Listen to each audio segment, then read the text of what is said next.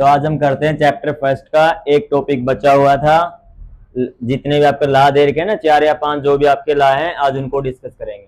ठीक है, जिनमें से जो 2 ला हैं वो आपके डॉल्टन थ्योरी से ही आए हैं। जिसे डॉल्टन थ्योरी हमने पढ़ी थी, डॉल्टन थ्योरी ब्रीफली आपको बता देता हूँ क्या चीज हमने देखी थी इसमें। फर्स्ट सीखा था जितने भी मैटर होते हैं छोटे छोटे पार्टिकल से मिलकर बनते हैं जो इंडिविजुअल होते हैं। सेकंड हमने इसे पॉइंट पढ़ा था, यदि एलिमेंट सेम है तो उसके पार्टिकल भी सेम होंगे। थर्ड हमें बताया था उसी ने, भाई यदि एलिमेंट डिफरेंट है तो उसके पार्टिकल भी डिफरेंट मिलेंगे। फोर्थ बोला उसने कि मैटर को ना तो क्रिएट कर सकते हैं, नॉन डिस्ट्रॉय कर सकते। और इसी पॉइंट की वजह से आया था law of conservation of mass. ठीक है, जो फर्स्ट आपका लॉ है, law of conservation of mass, वो यहीं से आया था। ठीक है, सेकंड जो आपके पांचवा जो लास्ट पॉइंट इसने बताया, इसने कहा था भाई एलिमेंट जब कंबाइन करते हैं और कंपाउंड बनाते हैं वो हमेशा एक फिक्स रेशियो में रहते हैं, और यहीं से आया था लॉ ऑफ डेफिनेट प्रोपोर्शन। ठीक है, लॉ ऑफ डेफिनेट प्रोपोर्शन, वो ये इन 2 पॉइंट से ही क्या ये 2 लॉ आए थे। ठीक है, अब यहीं से हम पढ़ते हैं स्टार्टिंग का law, law of conservation of mass. तो हमें पढ़ने हैं law of conservation of mass. देखो इसमें law of conservation of mass.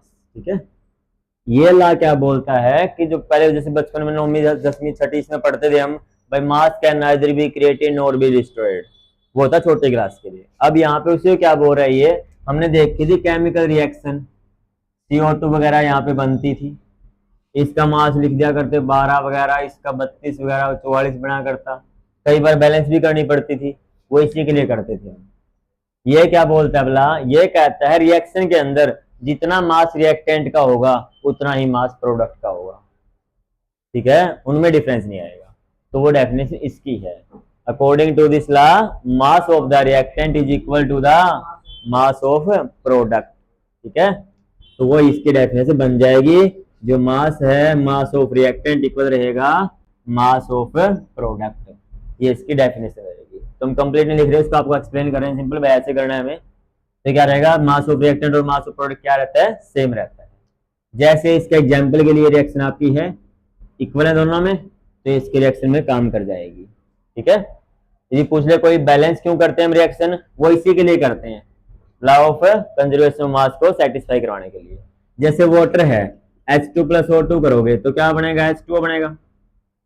अब इसमें बैलेंस तो अभी है नहीं, 2 ग्राम इसका हो गया, 16 ग्राम इसका हो गया, 32 ग्राम बल्कि, तो बना कितना टोटल 34, बट 34 तो नहीं है, ये तो 18 ग्राम है, बराबर तो नहीं है। तो इसको बैलेंस करेंगे तो यहाँ पे क्या लगा दो, 2 लगा दो, और यहाँ पे भी 2 लगा दो, तो ये बन जाएगा 4 और ये हो जाएगा 36। अब बराबर है। ठीक है, तो अब भी जितने भी आगे हम लॉ वगैरह पढ़ेंगे, रिएक्शन वगैरह पढ़नी है, सब में पहला काम है रिएक्शन को बैलेंस करना। बैलेंस करने के बाद ही हम आगे काम करेंगे। ठीक है, और इसी के बेस पे, इस law of conservation of mass के बेस पे, इसी से हम पता करेंगे लिमिटिंग रिएजेंट का। लिमिटिंग रिएजेंट क्या होता है, वो सारी चीजें इसी से पता करते हैं हम। जैसे हम इसके एप्लीकेशन वगैरह जो है ना साथ में करने, वो भी कर लेते हैं। जैसे मैंने कह दिया मुझे बनानी है 40 ग्राम NaOH, या NaO छोड़ो, कार्बन डाइऑक्साइड बनानी है। ठीक है, मैंने बनानी है 40 ग्राम क्या, कार्बन डाइऑक्साइड। तो मुझे बताओ कितने कार्बन चाहिए, कितने ऑक्सीजन चाहिए, ये हमने पता करनी है। ठीक है, तो उसने और कुछ नहीं दे रखा, सिर्फ ये 40 ग्राम CO2 दे रखी है, और कुछ भी गिवन नहीं है, तो वो सारी चीज यहाँ से यूज करेंगे। देखो कैसे इसको करते हैं, 40 ग्राम के लिए ही मैं इसको ऊपर लिख रहा हूँ, 40 ग्राम हमने क्या बनानी है, CO2 बनानी है। ध्यान से सीख लेना, फिर किसी को भी बना सकते हो कितने ग्राम भी चाहिए। तो कहीं इसके लिए क्या क्या चाहिए, एक तो कार्बन चाहिए और एक ऑक्सीजन चाहिए। जब ये रिएक्शन कर जाएंगे तो क्या बन जाएगा, CO2 बन जाएगी। अब इनके बैलेंस करनी, पहले से ही है बैलेंस। इसका मास कितना होता है, 12 ग्राम, इसका मास कितना होता है, 32 ग्राम, बने कितनी, 44। लिख दिया पहला काम, ये हमें बनानी ये है ना, तो इसी पे काम करेंगे हम। 44 ग्राम जब CO2 है, जो क्या है 44 ग्राम से क्या हमें, 44 ग्राम क्या आपके पास CO2 है, तो यहाँ पे लिखोगे 44 ग्राम CO2। इसके लिए देखो कार्बन कितने चाहिए थे हमें, 12 ग्राम, तो यहाँ पे क्या लिखोगे 12 ग्राम कार्बन चाहिए हमें इसके लिए। बट मुझे बनानी तो कितनी है ये 40 ग्राम, तो पहले 1 ग्राम के लिए निकाल लेते हैं। भाई 1 ग्राम CO2 के लिए कितनी आपके पास चाहिएगी, तो 12/44 हो जाएगा। बढ़ानी 40 है तो 40 ग्राम के लिए कितनी चाहिएगी, इसको 40 से मल्टीप्लाई कर देंगे हम, ठीक है। तो 40 से करोगे तो 2 पे कट कर लो इसको, 2 पे 6 आ जाएगा, 2 पे 22 आ जाएगा, और 2 पे कट कर लो 11 आ जाएगा, इसको मत छाड़ो, इसको काट लो, 2 पे 3 कर लो, और कट नहीं रहा ये। 40 की और 3 की मल्टीप्लाई डायरेक्ट कितनी हो जाएगी, 120, उसको 11 से भाग कर देना। इतने ग्राम क्या चाहिए आपको, कार्बन चाहिए। क्लियर है कैसे करना है जी। इसी में कहते हैं ऑक्सीजन बताओ सेम किसके लिए, भाई जब 44 ग्राम के लिए ऑक्सीजन चाहिए थी 32 ग्राम, तो यहाँ 32 आ जाएगा, सेम 32 यहाँ आ जाएगा, और यहाँ पे भी क्या आ जाएगा 32। सोल्व कर देना, सेम क्या आ जाएगी आपके पास, ऑक्सीजन की अमाउंट आ जाएगी कितनी चाहिए। क्लियर है। अब इन्हीं से हम सीखेंगे फिर लिमिटिंग एनर्जी। ये तो पता चल गया भाई कैसे कितनी बनानी है। अब यदि मैं दे दूं नेक्स्ट क्वेश्चन में, हमने बोल दिया मेरे पास कार्बन है और हाइड्रोजन है, क्या क्या है, कार्बन और हाइड्रोजन, कार्बन दे दी हाइड्रोजन दे दी भाई। मैंने बोल दिया मैंने बनानी है मीथेन, ठीक है। कार्बन है मेरे पास 70 ग्राम और हाइड्रोजन है मेरे पास 20 ग्राम, सिर्फ 20 ग्राम, ठीक है। तो मुझे बताना भाई कौन सा लिमिटिंग रिएजेंट है, क्या बताना हमें, लिमिटिंग रिएजेंट। अब यहाँ पे एक नया वर्ड आ चुका है लिमिटिंग रिएजेंट। तो ये क्या होता है भाई, वो रिएक्टेंट, रिएक्टेंट क्या होते थे, जो केमिकल रिएक्शन में पार्टिसिपेट करते हैं। इसका मतलब ये वो रिएक्टेंट है जो रिएक्शन कंप्लीट होने से पहले ही खत्म हो जाएगा, ठीक है। ये पहले ही खत्म हो गया, इसका जितने प्रोडक्ट बन लिए वो, और इसलिए डायग्राम लिखा जाता है which limit the amount of product, जो किसकी लिमिट डिसाइड करता हो, प्रोडक्ट की। कि पता है भाई वो खत्म है तो फिर रिएक्शन आगे चलेगी थोड़ी, तो वही क्या कहलाता है लिमिटिंग रिएजेंट। अब यहाँ पे वही चीज हमें डिस्कस करने हैं, कौन सा लिमिटिंग है, इसका ना पहले कौन सा खत्म होगा, तो उसको करो पहले बैलेंस कर लो रिएक्शन को। तो ये C+H2 क्या हो जाएगा, CH4, बैलेंस करोगे तो यहाँ पे 2 लग जाएगा। अब देखो कार्बन कितनी चाहिए 12 ग्राम, हाइड्रोजन 4 ग्राम, बने कितने 16 ग्राम, ठीक। ये देखो 1 ग्राम जो कार्बन है 12 ग्राम से जो बनी है मीथेन वो 16 ग्राम बनी है। 1 ग्राम से कितनी बनी, 16/12 ग्राम बनी है, बट है कितनी हमारे पास 70 ग्राम है, तो इससे कितनी बनेगी 16/12 गुणा 70। तो कट करोगे 4 3 12, 4 चौके 16, 70 की और 4 की गुणा करोगे तो 280/3, तो 3 नीम 27, 3 तिया 9, 0.0 वगैरह या 9 वगैरह 3 वगैरह जो इतनी पॉइंट पे जाएंगे, ये इतने ग्राम क्या बनेंगे आपके पास, मीथेन बनेगी, ठीक। अब देखें इसकी कितनी जरूरत पड़ी अपने, जब ये 4 ग्राम था उससे 16 बन रही है, इससे 4 ग्राम से कितनी बनी 16 बनी है, तो 1 ग्राम से कितनी बनेगी 16/4, इसका अप्रोक्सीमेट 4 ग्राम बनेगी, है कितने ग्राम 20 ग्राम। तो यहाँ पे 20 ग्राम से कितनी बनेगी, 4 गुणा 20 कर दो, तो इसको ना 80 ग्राम बनेगी, ठीक है।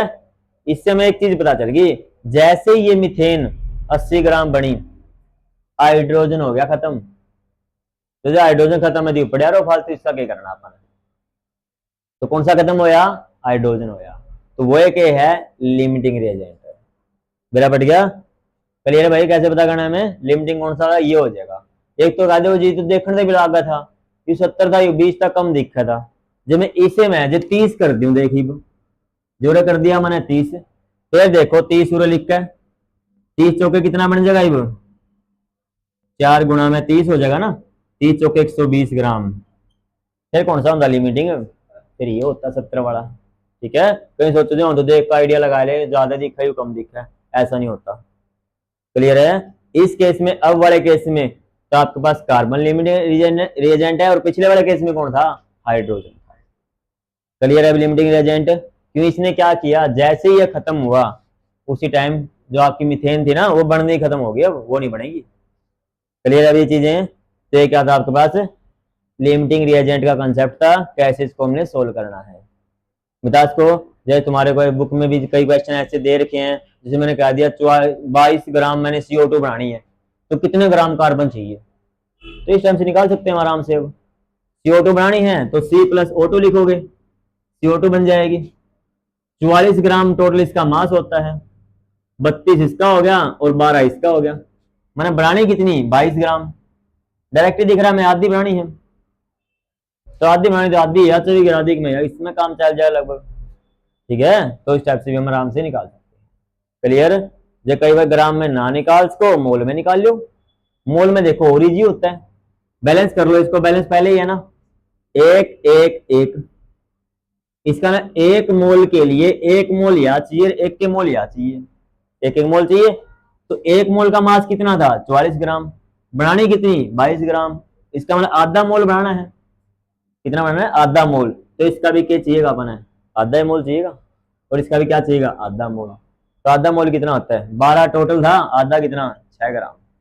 ग्राम में निकालनी है मोल में निकालनी है, तो इस टाइप से हम आराम से कर सकते हैं। बस ध्यान क्या रखना है, सबसे पहला काम है रिएक्शन को बैलेंस करना। रिएक्शन को बैलेंस नहीं किया फिर हम नहीं कर सकते। जैसे वाटर में है H2 प्लस O2 है, तो क्या बना H2O बना, पहले करो बैलेंस, तो यहाँ पे 2 2 हो गया। अब मैंने कह दिया 7 ग्राम मैंने ले लिया, 54 ग्राम मैंने क्या बनाना है पानी बनाना है, तो तारा टारगेट इसको पहले मोल में बदल लो।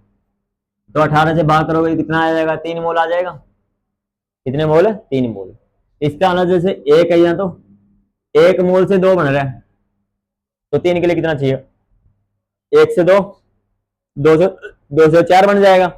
इसका मतलब कितना चाहिए फिर 1.5 मोल के आसपास चल जाएगा। हम सेम यहाँ से 2 से 2 2 ही बन रहा है ना, तो 3 खातर कितना चाहिएगा फिर 3 ही चाहिएगा। तो इसका डायरेक्ट आंसर क्या बन जाएगा 3 मोल। 3 मोल मतलब एक का मास कितना होता है 2, तो इसका मतलब 6 ग्राम। क्लियर? तो इस टाइप से हम क्या ग्राम में भी निकाल सकते हैं और मोल में भी निकाल सकते हैं। इजी आपका मोल में रहता है। क्लियर? जो आगे कोफिशिएंट लगे होते हैं ना, यही आपके स्टीरियोकेमिस्ट्री के जो कोफिशिएंट है वो यही होते हैं, और यही बताते हैं आपका कितना क्या मोल है। तो ये आपका रहा पहला law of conservation of mass, और उसके बेस पे लिमिटिंग रिएजेंट वगैरह कैसे फाइंड करते हैं हम। ठीक है, अब नेक्स्ट करते हैं second law of definite proportion. ठीक है, ये क्या बोलता है, यदि कोई एलिमेंट है दो कंबाइन करते हैं और क्या बनाते हैं कंपाउंड बना रहे हैं, उसके अंदर जो एलिमेंट है उनके मास का रेशियो क्या रहेगा, सिंपल में रहेगा या होल नंबर में रहेगा, मतलब वो पॉइंटों में नहीं आएगा। ठीक है, और ना किस पे डिपेंड करता, वो उस पे ऊपर डिपेंड नहीं करता, वो आया कहां से कंपाउंड, हमें नहीं मतलब उसका कहीं से भी आए, तो उसके सोर्स के ऊपर डिपेंड नहीं करता। इसका मतलब जैसे CO2 है, कार्बन और ऑक्सीजन मिलके बनी है, तो कार्बन का मास कितना 12, ऑक्सीजन का 32, कट करोगे तो 4 3 12 4 8 32। तो इसका मतलब इसमें जो वेट का रेशियो रहेगा कितना रहेगा 3:8 रहेगा, चाहे CO2 हमने प्रोड्यूस करी हो या इन्वायरमेंट से आई हो या कहीं से भी आई हो, ये रेशियो हमेशा यही रहेगा। ठीक है, तो डेफिनेटली क्या बनाओगे, according to this law the element present in a compound is always simple ratio या whole ratio which do not depend on its source. किस पे डिपेंड नहीं करते, उसके सोर्स पे डिपेंड नहीं करते। ये नहीं है भाई तुम पानी पहले जी जो इस बोतल में था, यू कुआ का पानी है, उसका पानी किसी का पानी और H2O। ठीक है, और रेशियो काटोगे तो हाइड्रोजन 2 ये 16, तो एक रेशियो क्या रहेगा 8 रहेगा, इसी रेशियो में प्रेजेंट रहेंगे। ठीक है, तो पता चल गया चीज। तो इसका मतलब वाटर वगैरह का जब भी आपने निकालना है उनके मास का रेशियो ले लो, तो वही क्या रहेगा सिंपल में आएगा। अब ये बताओ क्लियर है ये चीजें अभी। नेक्स्ट इसी के जस्ट ये भी इन्होंने क्या था, देखो वाटर था H2 प्लस O2, H2O भी बन सकता था। यदि ऑक्सीजन को ज्यादा मात्रा में ले लें एक्सेस में, तो ये H2O2 भी बन जाते हैं, जिसे बोलते हैं परोक्साइड। ठीक है, तो अब क्या हुआ, देखो दो एलिमेंट थे, उन्होंने कंबाइन करके दो कंपाउंड बना दिए, एक से ज्यादा बना दिया, इसी को बोला था लॉ ऑफ मल्टीपल प्रोपोर्शन।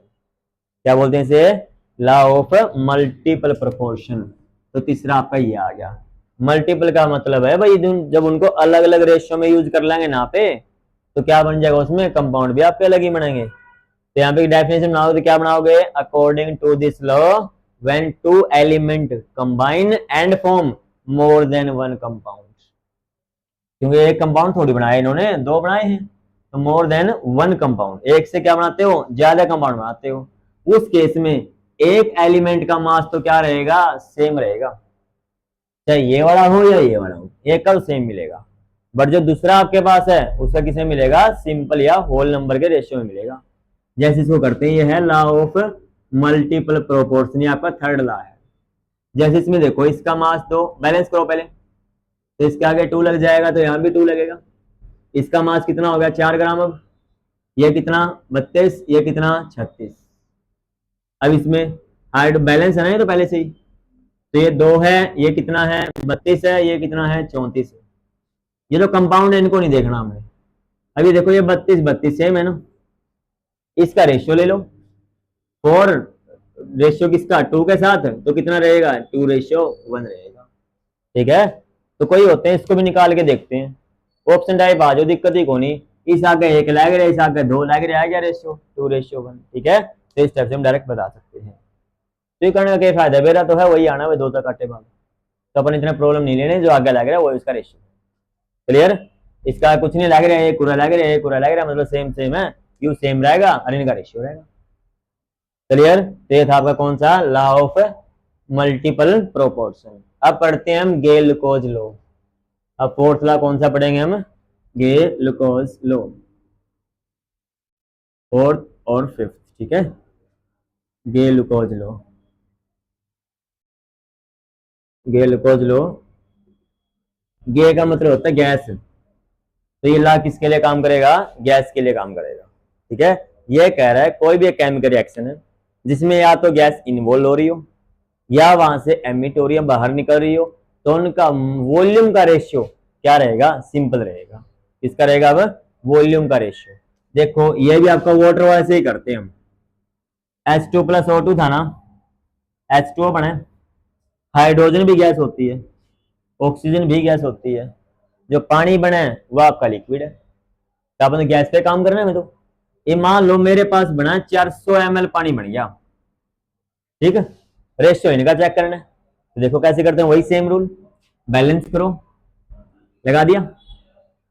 ठीक है, तो 400 है तो ये अप्रोक्सीमेट कितनी चाहिएगी, यहाँ पे 1 मोल है, इसके डबल बन रहे हैं, तो अप्रोक्सीमेट कितनी चाहिएगी, 200 ml के आसपास।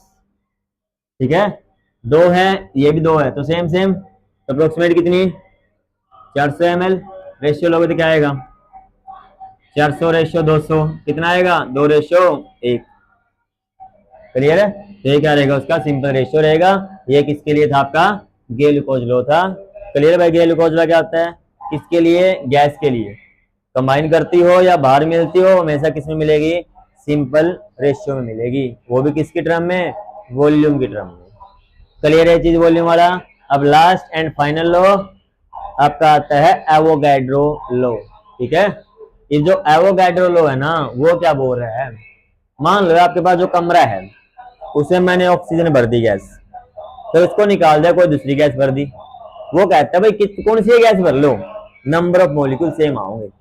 क्या बताया उसने, एक वही कोई भी आपका कमरा है, इसका उसका वॉल्यूम फिक्स है। वो कहता है किसी भी फिक्स वॉल्यूम के अंदर जो नंबर ऑफ मॉलिक्यूल है वो हमेशा क्या रहते हैं, सेम रहते हैं। तो कौन सा ला, ये last and final Avogadro law. ठीक है, एवोगैड्रो लॉ ये क्या कहता है, in a fix volume, in a fix volume, in a fix volume जो नंबर ऑफ मॉलिक्यूल होंगे, कौन से हमारे पास है, number of molecule, number of molecules are equal under constant temperature and pressure. ठीक है, ये जरूरी है भाई, जब टेम्परेचर और प्रेशर कांस्टेंट होगा ना तभी सेम आएंगे। तो कौन सा था आपके पास, एवोगैड्रो लॉ था। जैसे मैंने कह दिया, एक आपके पास मोल ऑक्सीजन थी भाई, उसके मॉलिक्यूल मान लिया, बहुत से होते हैं ऐसे मॉलिक्यूल, तो 6.022 10⁻23 मान लिया मॉलिक्यूल उसके प्रेजेंट है। ठीक है, एक कमरे के अंदर, मान लिया यहाँ पे रूम वगैरह रख दिया हमने, उसमें इतने मॉलिक्यूल है। मैंने कह दिया मैंने ऑक्सीजन हटा दी, उसकी जगह हाइड्रोजन बढ़ाना चाहता हूँ, तो उसके कितने मॉलिक्यूल आएंगे, तो ये क्या कहते हैं, उसके भी कितने आएंगे, इतने ही आएंगे जितने ऊपर लिखे हैं। ये कौन सा था आपका, एवोगैड्रो लॉ था। तो ये आपके टॉपिक थे चैप्टर नंबर 1 के अंदर। तो क्या ये चैप्टर आपका जो पहला चैप्टर है वो अप्रोक्सीमेट क्या अब खत्म हो चुका है। यदि कोई भी आपका डाउट है वो आप यहाँ पे कमेंट में टाइप कर सकते हैं या सेंड कर सकते हैं।